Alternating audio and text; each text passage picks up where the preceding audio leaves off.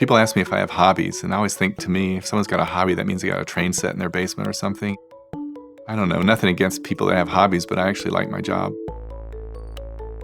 I like to make things, make my own projects for myself, and my mom would give me assignments to make a book. I thought all kids did that. I have 3 younger brothers, so I grew up being held responsible for stuff that I didn't do, and as a result, it makes me like to try to be on top of all the details. In order to be involved with design, you have to pay attention to lots of things at the same time. I'd studied at NC State. At the time, no one really knew what graphic design was. I thought I was going to be either a set designer or an architect. I looked to transfer to Cooper Union. It was a big change. I remember sort of walking around thinking I would live in New York for 1 year and then move to some more reasonable place. I ended up being there for 13 or 14 years. I was about 2 weeks away from getting ready to graduate, and I didn't know where I wanted to work. Stephen Doyle, whose work I had admired, he showed his portfolio, and he said, I just started a job at this place called M&Co that I had never heard of. Would you like a job? And I said, sure. I was lucky I got to work on a lot of the fun money-losing projects, the album covers and posters and promotions for ourselves. After a few months of being there, Stephen had left to go and start his own firm. I was kind of battlefield promotion to be the senior designer. It made me nervous, but I think that's really important. I think if you start feeling really comfortable, regardless of where you are in life, then you start to be lazy. I was starting to feel a little comfortable.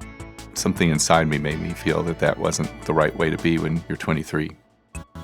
I'd been looking for a magazine job. I ended up at SPY. They were looking for an art director. SPY was to be a new magazine about humor, New York-based. I met with the editors, Kurt Anderson and Graydon Carter, and I think we just hit it off. I've always been interested in the idea of letting the words themselves and the typography serve as an illustration for the piece. It kept us from having to rely on having an expensive photograph or an illustration to carry the weight of a story. It made me think that you could design your way out of any problem. In the forefront of my mind, I'd always wanted to have my own company. I realized that in order to have a design studio, it wasn't a big, overwhelming mystery. You just needed to work as hard as humanly possible and not give up.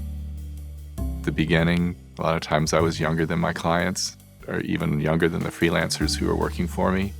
It was really hard to sell ideas. An idea only works if you can describe it to someone over the phone.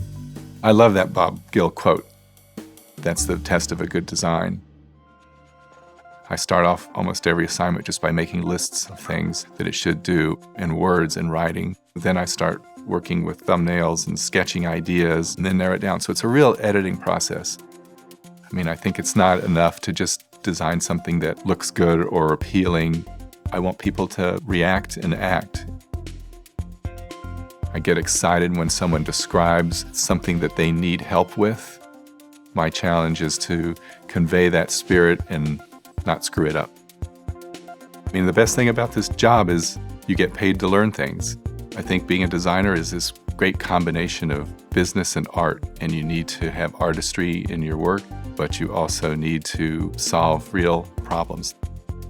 I like to have a methodical framework, and then just when you think you've got everything figured out, hope that something screwed up happens that takes you in a different direction.